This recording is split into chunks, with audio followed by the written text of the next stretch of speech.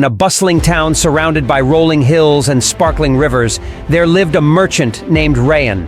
Known far and wide for his shrewd bargaining and insatiable hunger for wealth, Rayan had spent his life amassing riches. His home was the largest in the town, adorned with glittering chandeliers, intricate tapestries, and treasures from far-off lands.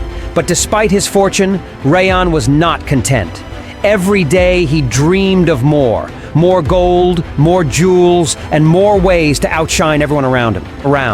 One fateful day, as Rayan wandered through the market, his eye was caught by a humble street vendor selling small stones and trinkets. Among them lay a peculiar pebble, smooth, dark, and oddly glowing. Something about the pebble seemed otherworldly, and Rayan's curiosity was piqued. He bought it for a mere coin, thinking little of it. That night, as he toyed with the pebble absent-mindedly, he wished aloud, "If only everything I touched turned to gold." The next morning, Rayan awoke to find the pebble warm in his hand. It shimmered faintly, as if alive. Curious, he reached for his wooden bedside table, and to his amazement, the wood transformed instantly into solid gold. His heart raced with excitement as he realized the pebble had granted his wish. Eager to test its power, he touched a clay pot, and it too turned to gold. Rayan was ecstatic. He imagined himself the richest man in the world, a figure of envy and admiration. Without wasting a moment, Rayan began transforming everything he owned into gold. His furniture, his tools, even the tiles of his roof. Soon, his house gleamed like the sun, visible from miles away. News of his newfound power spread quickly, and people from neighboring towns flocked to see the golden mansion. Rayan reveled in their awe, convinced he had reached the pinnacle of success. But as the days passed, the joy of his wealth began to dim. The food he tried to eat turned to gold in his hands, making it impossible to satisfy his hunger. When he reached for a drink, the water transformed before it could touch his lips. Desperate, he ordered servants to feed him. But even their attempts failed, for everything near him was affected by the pebble's curse. His once lively house grew silent as his workers and friends left, fearful of being turned into lifeless statues. Yet Rayan's obsession with gold blinded him to his growing isolation. He continued turning ordinary objects into treasures, stacking them in endless piles. He thought surely someone would find a way to help him eat or drink. After all, wasn't he the richest man alive? Surely wealth could solve anything. One afternoon, as Rayan wandered through his now empty mansion, he spotted his young daughter, Layla, running toward him. She had been away visiting relatives and hadn't yet seen the changes in her home. Her face lit up with delight as she called out to him. Rayan felt a rare pang of joy at the sight of her. Forgetting the pebble's curse, he extended his arm. Hermit, with kind but tired eyes, took the pebble from Rayan and examined it.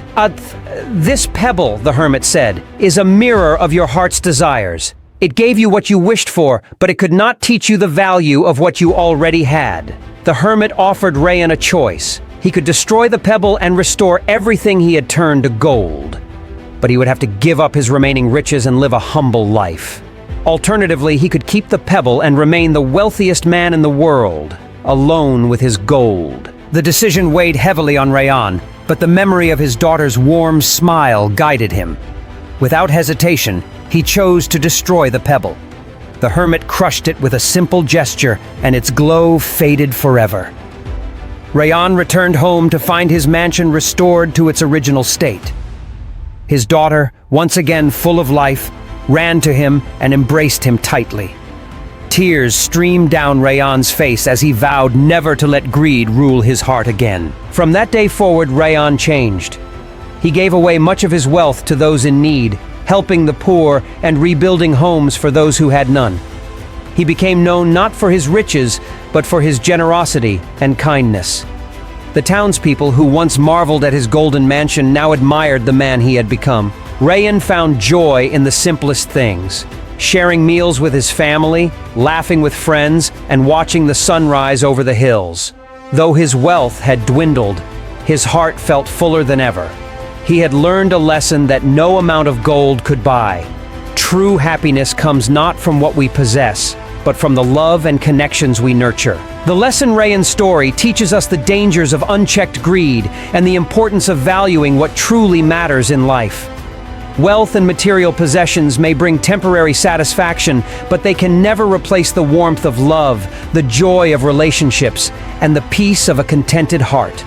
The pebble was not evil, it simply reflected Rayyan's desires. Similarly, our choices in life often reflect our values. If we prioritize greed, we may find ourselves rich in possessions, but poor in spirit.